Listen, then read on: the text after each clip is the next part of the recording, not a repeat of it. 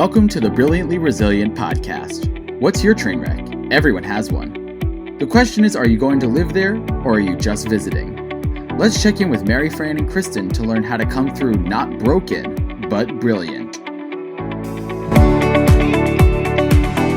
Hey everyone, before we dive into this week's episode, we have a resource that we wanted to tell you about. Transform every week of yours with our Brilliance Bit that will deliver right to your email inbox. Sign up for it at brilliantlyresilient.net and keep living brilliantly resilient. Hey everybody, welcome to another episode of Brilliantly Resilient Live. I'm Kristen Smedley here with my partner in crime, Mary Fran Bontempo, and we have got one of my most favorite people in the Zoom room, in the house, on the podcast today. And I got to warn you all, he's one of the most boring people we've ever met. Opposite day. Oh my gosh. L.A. Williams, my friend, does quite a few things in this world and in multiple places around the country, the East Coast, the West Coast. I always, when I talk to L.A., I'm like, so where are you now? And he's actually a hometown Philly guy, but I don't know that he's often in Philly or Cherry Hill area.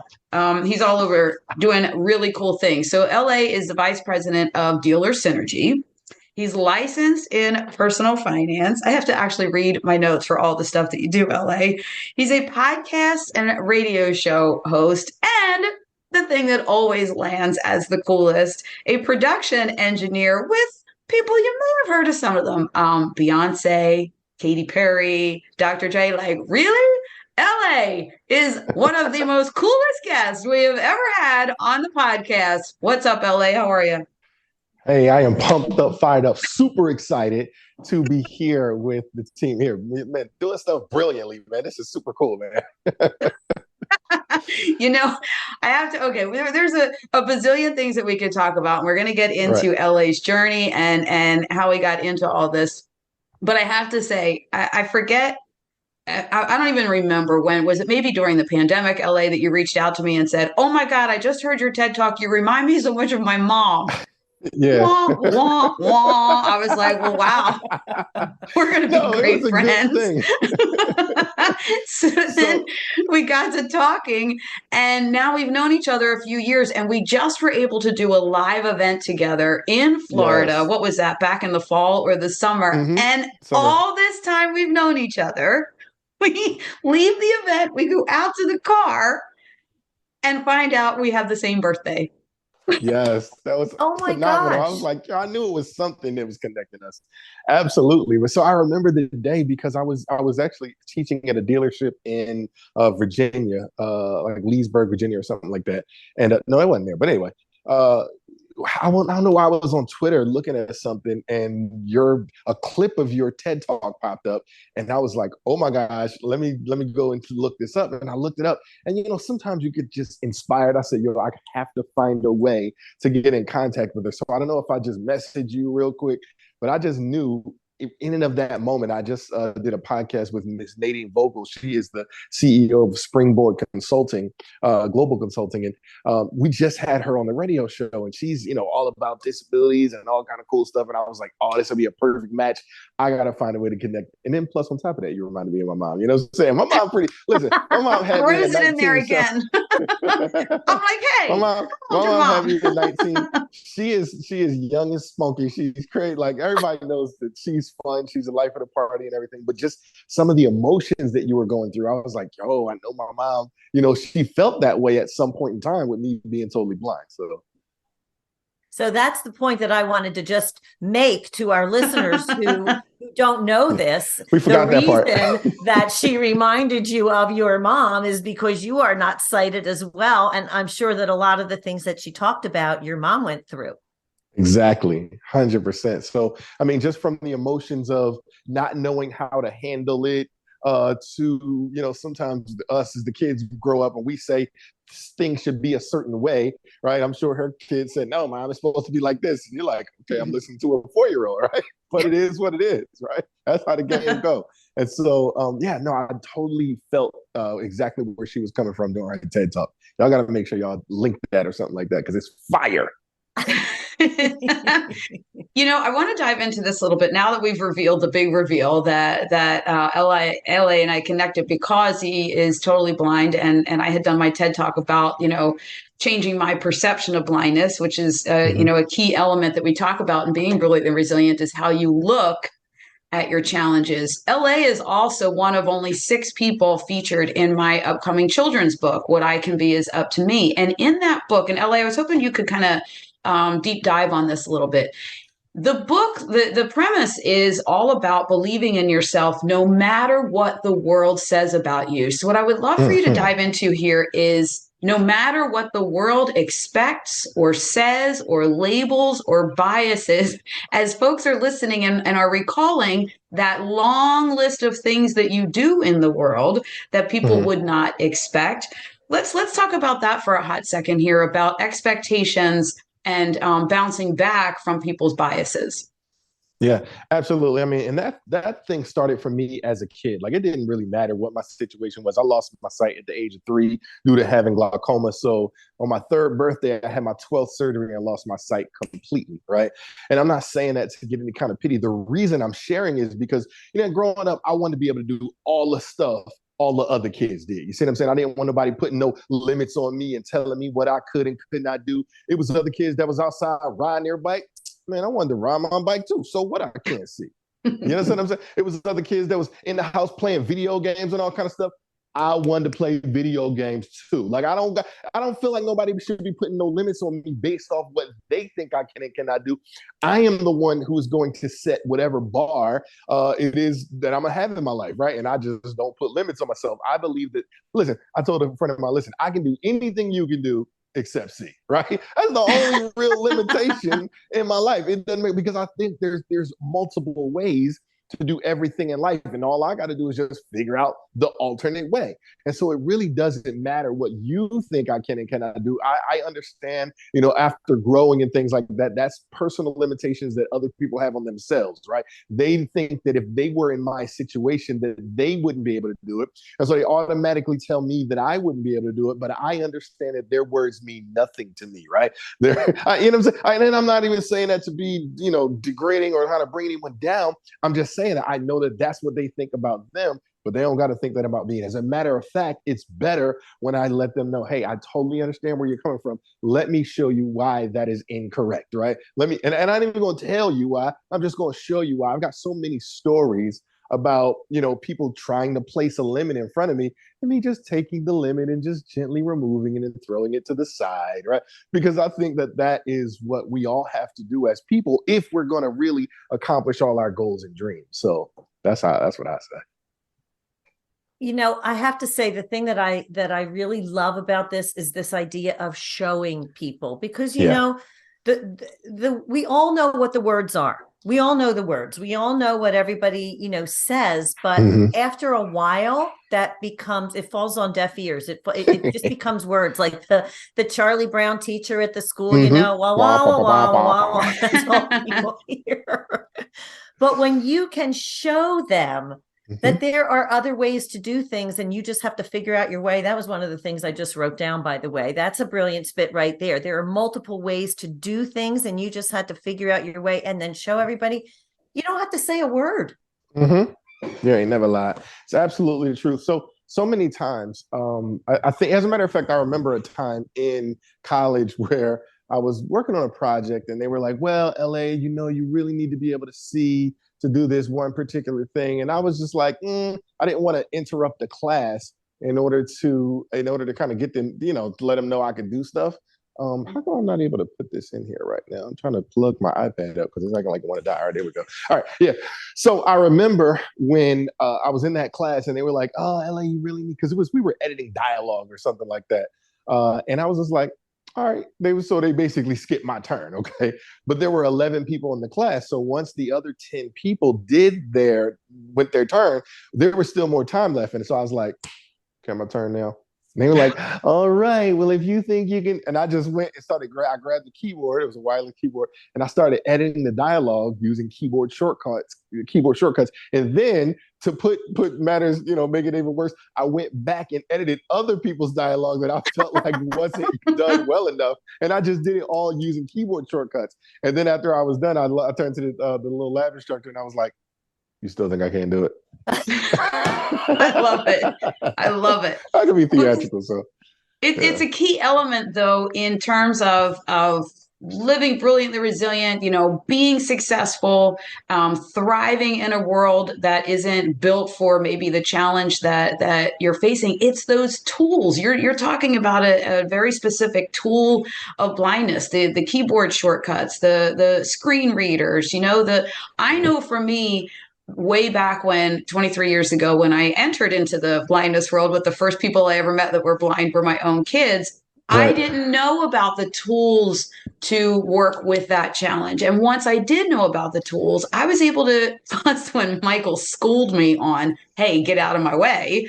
I was able to see it differently. But I got to tell you, LA, even in like when my divorce started, or when I was having some really big financial stuff, when I start looking at, okay, what can I learn from this, first of all? And what are the tools and the people that I need to be a part of this to help me move forward? That's when I'm able to get through the challenge, not even just quicker, but stronger, and come out on the other side incredibly productive.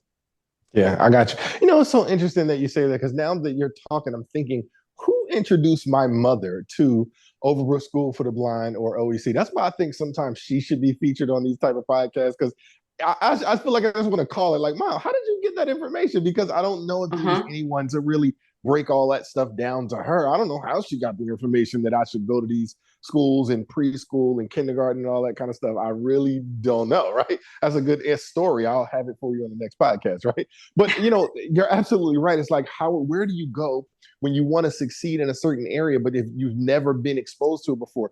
It reminds me a lot of what we discussed during the Success Without Sight Summit, the CVI, right? Folks that are blind in a different way, right? Because I had no idea. I've just now learned about that during that summit that we had. And to me, it's mind-blowing, because again, in those situations, people don't even know that they're blind. And even as the blind person, you just think everyone sees what you see. Right? It's almost kind of like living in a 3D world versus a 2D world. You don't know other people are in 3D if you only experience 2D. You just think that that's how the world is. And so I love what you're saying, because you just thought, I don't know. I know that there's blind people that exist, but I never had to, be in the world. I don't know what that's like. I don't know how they handle things. I don't know what tools. I don't know what people. I don't know what schools. I don't know what anything. Right? And so for you to just be thrown in, right? It's like you're gonna sink or swim. But again, you got some awesome kids that helped you to really swim. So I'm excited. It's funny. I'm listening to you and I'm thinking about one of the things that we do talk about with the whole brilliantly resilient world. And that is building that tribe and finding the information that you don't have. You just said something about where do you go when you want to excel in a certain area and you've never been exposed to that? Well, we've got so much access these days, but a lot of time it's a matter of not being afraid to ask the questions. Yeah, absolutely. I think that actually is where it starts, right? Because instead of just assuming that there's nothing, right? Or there's, people go, oh, there's nothing I can do. It's not. Let's start asking the question, because purely by you asking the question, I don't mean to get all super deep on you on the law of attraction and all that kind of good stuff. But the whole thing is, if I just ask the question, if I know that there has to be a way, then somehow things start, you never know. Sometimes you might be in line at McDonald's, right? And then you see somebody up front that's, totally blind, or somebody with their kid that's blind. And you're like, oh my gosh, I just attracted you into my life because I needed to meet you because I was just in my car fretting over the fact that I don't know how to do blank. You understand what I'm saying? So it doesn't, that's the kind of stuff that'll happen for you in the world. And people just got to know that every answer is out there, man. There's nothing new under the sun. And so there's always someone who's gone through what you're going through, and they can help you. That's the whole thing. Life is a team game. I talk about it all the time, right? Life is a team game, and you need other players. There's other people who have played the game. There's coaches, there's other players, right? There are things that you're going through right now. You have no idea why you're going through it, except in about 2, 3, 4, 5, 6, 8, 9, 10, 20 years, there's going to be somebody who's going through it, believing that they're the only one, and you're going to come across them, and you're going to be able to help them. See, man, I'm telling you, it's a plan out there in the universe. Look, don't get me started, Fran. Wait a minute. You just took this at a whole new level that we have not talked about on this show before. We've often talked about this whole loss versus gain in terms of when a challenge comes. Everyone stays focused on the loss instead of looking at the gain and giving themselves some fuel to move forward. But we have not explored this concept of, there's so many times where people say, there can't possibly be a gain in this, no matter how I look at it. And you're saying, guess what? Then the gain is in 5, 10, 15, maybe 25 years, I'm going to be able to help somebody else that's going through this. And that alone, because part of living brilliantly resilient is being of service to other people, that alone is an element there of, okay, then let me just figure out a way through this and then let me take note, because I'm going to have to help somebody later. Exactly. That's brilliant. 100%. Wow. Thank you. But wait, I want to back up for a second and tell folks, I want you to tell folks, dealer synergy. I just love this. I love that you do this. What are you out there? And you said that you were at a training, you thought in one of the other states. What are you out there training people to do? So my company is an automotive training consulting company. And what we do is we train dealers on how to sell more cars, mostly using the internet, but basically how to improve their processes at the dealership. And so a friend of mine, Sean V. Bradley, he founded the company back in 2004. And his wife, they ended up getting married. They're going to be mad if I don't say this right. Probably like 2007. I know I met him in 2007, right? But she was a client of mine. She's a pop artist. She's got songs with Meek Mill and, Remy Ma and all those kind of people. And he said, man, LA, if you can get pop artists to get songs to sound good, I know you can get car salespeople to get phone calls that sound good. And I was just like, yeah, whatever, man. I ain't paying no attention, right? Because I was living my life in the music industry. But then, of course, we know that we all experience some sort of professional heartbreak at some point in time. And that's what I did. And I was like, yeah, Sean, remember you said, right? So he and I got connected. This must have been 2009-ish, 2010-ish, and got connected. And he, just brought me on to work as just an analyst, right? Just listening to phone calls and saying, hey, you know what? This phone call sounds a little boring. No wonder that person didn't decide to set an appointment or come buy a car from you. This is how you need to say, because there's scripts and all kind of things like that people should use, obviously, in a professional environment. And so it's just coaching people. But then, through the years, I just kept, I have so many stories about going to dealerships and, coaching them live and then showing them how to do it. And initially, it started just on the phones.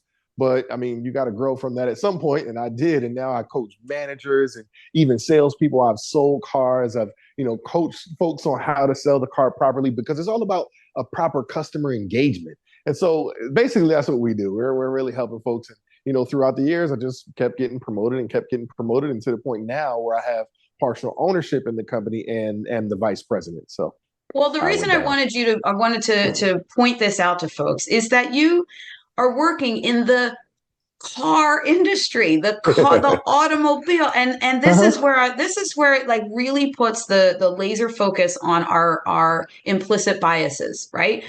Most people would never consider L.A. Williams, a totally blind person, to come into the automotive industry whatsoever. But your friend Sean realized you have these, as I call them, the competitive edge skills, because of the life that you have led. And look what it's done for his company, now both of your company, to not have that bias about what a person can or cannot do, no labels, and bring in your skills that really do give you and the company the edge.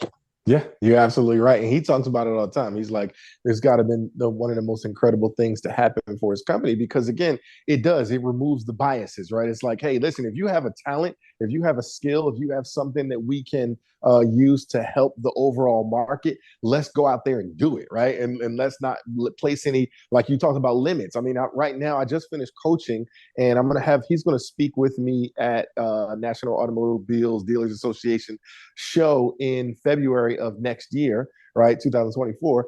He's a totally blind gentleman who was selling mops on the corner in Arizona, and now he's selling cars. He got in the automotive industry just last month. Sold a bunch of cars. He's from Mexico. I mean, he just got such an amazing personality. He's been on my podcast, the Millionaire Car Salesman podcast.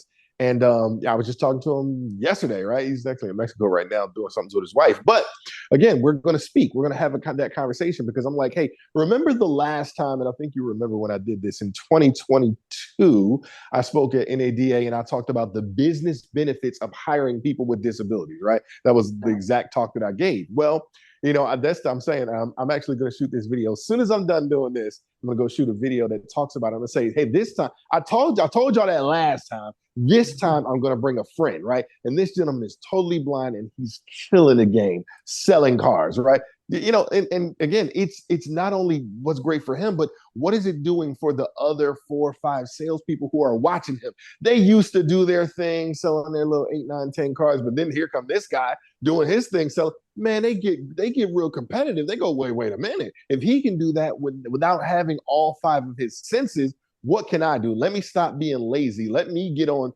TikTok. Let me get on social media. Let me start calling some customers. Let me, up my game with my overall customer experience, all of that kind of stuff. And then it just makes the whole entire dealership better. There's a couple of things that you just said. And by the way, my hand hurts because I've been writing and scribbling everything that you have come up with. But there are a couple of things that you just said that really struck me. And one of them was about proper customer engagement and that idea of building relationships. And the other one, I think, probably ties directly into that, where you talked about you remove the biases and you remove the limits. Mm-hmm. So when you remove those biases, I would venture to guess that's a way to reach out to a customer on a really authentic human kind of level. People have this idea, I'm sure I'm not telling you something you don't know, of car salesmen as being like slick and that kind of thing. Right. But it sounds to me like what you're trying to do is reach people on a more human level. Is that correct? And an authentic level. 100%. Here's something that I said going into 2020, right around the pandemic. I said this. I said, one of the things that is going to be the difference in this decade versus the last is that if you're going to be successful in any way, shape, or form, you're going to have to bring authenticity, right? People are so sick and tired of the fake and phony, right? And they can see it, they can smell it, they can taste it, they can just feel it coming off you, right? And so you got to make sure that you are completely authentic, because without that, man, you're going to be in trouble. Now, here's the other aspect of it. One of the things that we talk about in order to show your authenticity is video. A video strategy. I think every single business must have a video strategy. Why? Because you can't hide behind video, right? It is what it is. You get sight, you get sound, you get motion, you get emotion from a video, right? Stuff that you don't get. People are like, oh, I'm going to take some pictures of the vehicle. Why? Why are you going to take pictures? That is so late. First of all, I never really got none of the pictures in there, but you could always shoot a video, right? You can always explain what's happening during the video. You can always, and so it's just a much better engagement when someone has a video. Right? I always tell people, listen, even if you shoot a video of someone that's going to come into the dealership and you let them know where to park and all of that kind of stuff. And hey, when you come in here, you're going to see, Patty, she's sitting right here. So man, people get that element of deja vu when they get to the dealership. One of the number one fears outside of the fear of public speaking is the fear of the unknown. And what happens is, I don't care what your business is. It could be a dentist office, whatever, right? If you show folks exactly what it's like when they arrive, if you have a challenge with, people actually showing up and making it to their appointments, well, maybe it's because they're a little afraid of what that engagement is going to be like. If you could create some sort of video strategy to show people exactly what they're going to be dealing with, man, I'm telling you, it changes the entire game when it comes to how your customers engage and really appreciate you as a business. What you just are explaining really, it really transfers and translates to every area. I mean, I'm thinking about because my sons are blind, I invested so much time in explaining to them about before we would go somewhere or before school would start, or they would get to know the buildings that we were going in, right? And then I realized my sighted daughter completely benefited from all of those explanations. And it's that what to expect, right? Yes. Like what to expect. Yep. And I think that gets lost on all of us, even with the pandemic, when nobody knew what to expect. We could at least sit with our kids and family and coworkers, whatever, and say, well, here's what we can expect today. Like small chunks of communicating. I guess that's the key element here. Yeah. Communicating with people, expectations, making them feel more comfortable. But really what you're talking about too is that whole relationship piece. Yep. And this authenticity and relationships. I got to tell you, I see it as a very incredible skill that my boys have, that you have, that Charlie has, everyone in my world that is succeeding without sight, that has surpassed these biases and limits. The authenticity is unbelievable, but they can sense it and see it in people that they meet. It is uncanny to me. Like I've said one time on a stage years ago in my own hometown, I said something about Michael and Mitchell can tell in a hello and handshake if somebody's trustworthy. And the crowd was kind of like, oh, what did they think when they met me? That's cool. I'm like, if you're slimy, they're going to know it. You know, I think what you're also both talking about right now goes back to a point that Kristen has made a number of times. And you're showing us that idea of an adversity actually being an advantage, because by your having to kind of know what's coming and figure out what's, going on and what to expect and where to go and how to move around places and whatnot, because of your lack of vision, those of us who are sighted often takes that for granted, but we can't answer those questions ahead of time. And therefore you're, bombarded with a whole lot of information at one point. And when someone who has a different perspective, as you do, takes the information that we would all have to process at one time and says ahead of time, okay, here's what's going to happen.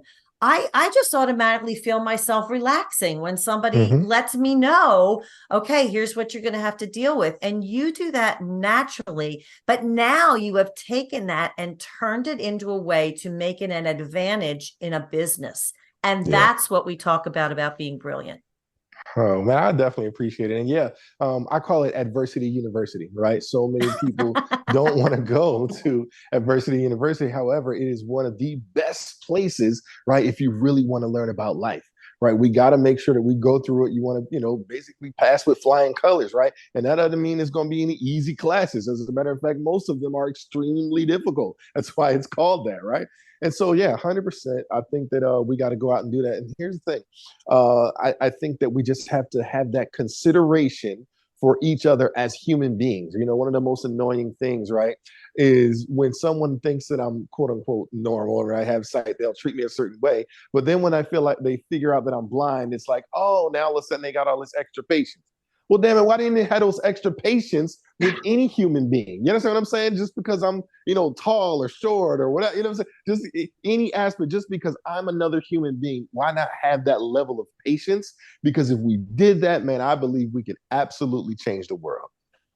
You're so right. And my problem is I don't have patience with anybody. So I have to sighted, not sighted. I just have to get better in that area.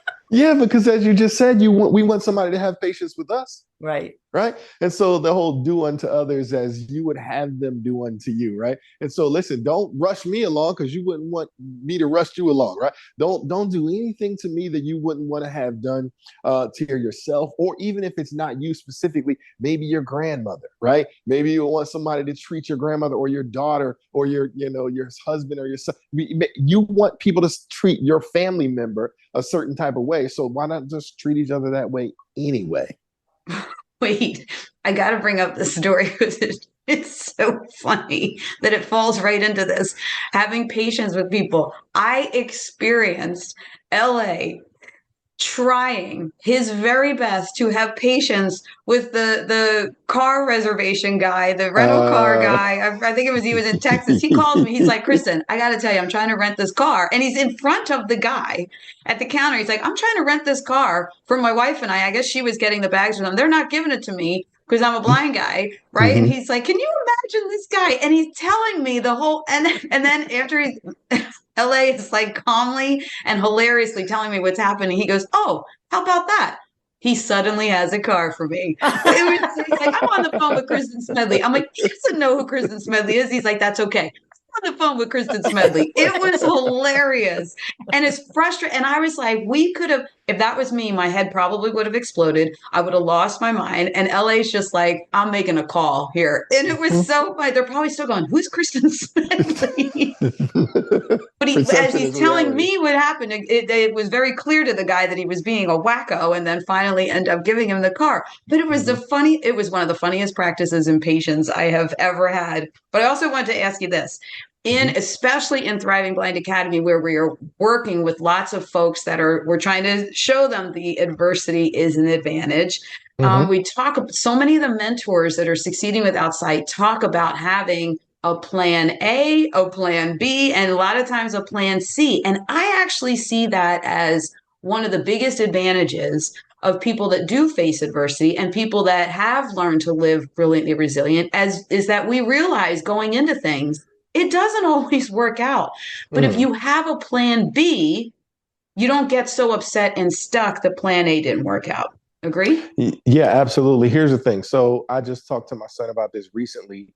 We were having a conversation and he was like, man, I'm going to be mad if, and I'm like, no, you can't make that decision ahead of time. You can't say, I'm going to be mad if such and such. You're just planning to be mad. No, what you got to say is, if this thing happens, then I'm going to take responsibility because I know I put myself in that situation, right?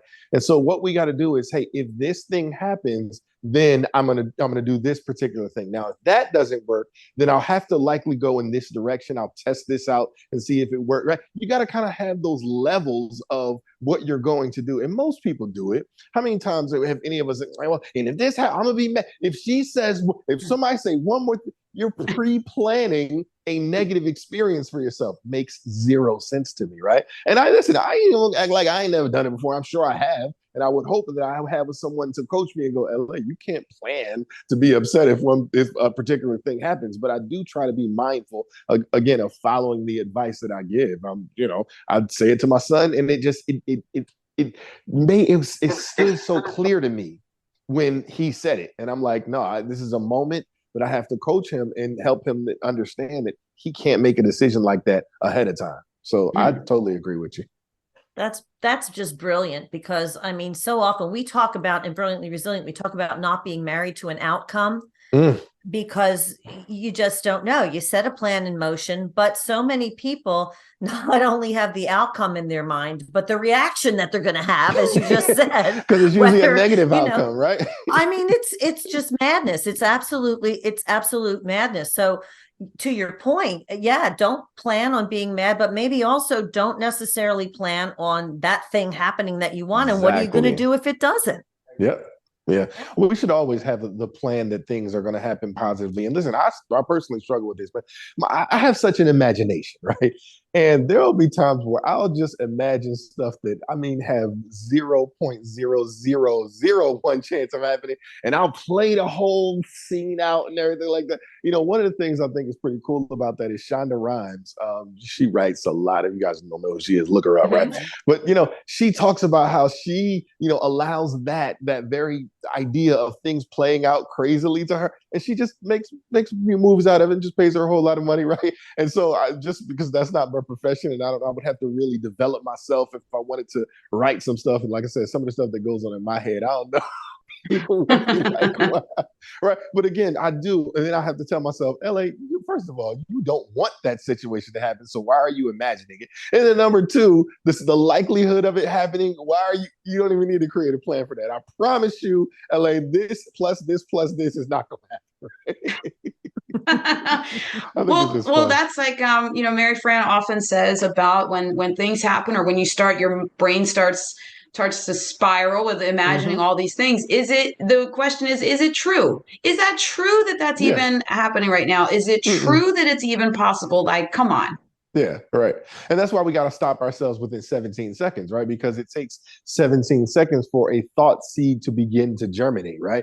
And so even if those things particularly don't happen, something along that same frequency. If you understand, I told you I wasn't going to go deep. Maybe I lied, right? But something along that frequency of that negative thing is going to happen. And so it's just like music. I come from doing music production engineering. Sometimes if you play a low note, there's something else in the room that will vibrate. Well, that's how it works. Also, if you're thinking a negative thought, that negative thought may not happen specifically, but something that vibrates along the same frequency of that thought will happen. And then you'll be like, oh, did I attract this? Yep, you sure did. The law of attraction never lies. You know what I'm saying? So, I always tell this story. My husband and I went to see the comedian Sinbad a number of years ago in a theater.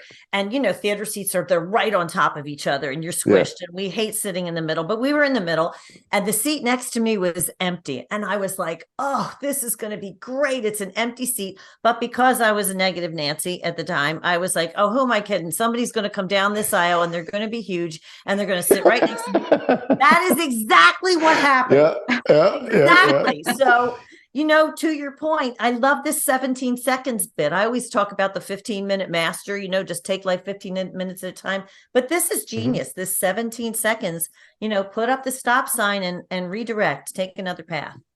Yep, absolutely. So, I like the whole thing about 17 seconds because that gives me a little bit of grace to not, because I feel like I get on my own case about if I have these negative thoughts and I don't immediately stop them and flip my head around, then I'm like, oh, Kristen, come on, why are you letting that go? But 17 seconds, that gives me a chance to go, oh, okay, and slowly go, let's revert to something else here. All right. I like the grace period of 17 seconds. Thank you for that. and the cool thing about it is this, again, 17 seconds is once it begins to sprout, right? But think about it, even if it begins to sprout and it turns into 2, if you got a little seed that kind of grows in, you can easily smash it, you know what I'm saying, if you really needed to. So even still, it's the point of, 17 seconds, then 1 turns into 2 negative thoughts. And then in 34, 2 turns to 4. And in 68, 4 turns to 8. And then it starts to get really challenging, right? If you start thinking negatively and then you just allow yourself to stay that way, within 5 minutes, now you're crying, right? Because you thought about all these different things they've multiplied on you. So I still think you're good, even within that first 7. Obviously, that's the best time. But even in the first 34, 68 seconds, it's still manageable. It's when it snowballs that it begins to, be a problem. There you go. Well, I have to tell you, first of all, I have to stop this before my hand falls off. So that's number one. But this has just been the most delightful and brilliant conversation. So I'm going to ask you, first of all, if there's anything in particular you want to leave our listeners with, and then we need to know where we can find you to get some more of this L.A. Williams energy, because I need me some of that every day. Oh, that's awesome. Well, first of all, one of the things that I'll say that I know we didn't really discuss this, Kristen said in the beginning about me being licensed in personal finance. I think that's an area that we all just got to improve on, right? We all got to kind of learn about how money works. We got to learn about, we got to just make sure that we do better with our money, man. I'm telling you, there's so many benefits that come when we understand money and how it works and, all of that good stuff. So I just think, I always want to spread some education about money and finance, right? And so that's one of the things that we talk a lot about on my radio show, the Against All Odds radio show, right? So that's one place that you can find me on Instagram. Just check out the Against All Odds radio show on Instagram. I don't check the messages as often as I should, right? But but you can definitely reach me there. Outside of that, my show, the Millionaire Car Salesman Podcast, I like to just give people my cell phone number if they, just to be a part of my community. I tell them my number is 267-551-6279. Just shoot me a text message, right? I'll do is I'll send you a message back that has a link where you can put your information in my phone, right? Because I don't know, lazy, whatever. I got stuff to do, right? So I'll send you a link back, but send me a text to that number, 267-551-6279. That's the best way to get a hold of me. I am on Twitter at Dubbs Club, Dubbs Club. I'm on Facebook. Those messages get checked a whole lot more often, as you heard earlier. That's how I found Kristen, being on Twitter, right? Because it's quick. I can just check them real quick, and then I'm on to my next thing, right? And then Facebook, of course, everybody's there. So, you can find me there. L.A. Williams on Facebook, and anything Dealer Synergy related, you can find me. I'm easily found. Awesome. I love it. And you'll be able to find a little bit of LA in the upcoming children's book. What I Can Be Is Up to Me. Such it is an honor. Absolutely phenomenal. Yeah. I just can't even. It is so exciting. LA, You never ever disappoint. I always smile ear to ear and have the best time when you are in my Zoom room, on my phone, or in my rental car in Florida. We had a great time. That was fun.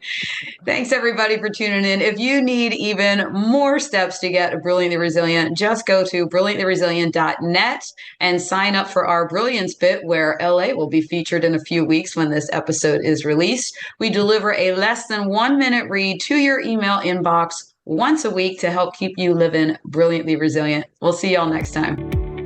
Thanks for tuning in to the Brilliantly Resilient podcast. Join our Facebook group and follow us on YouTube to be inspired with tools to reset, rise, and reveal your brilliance.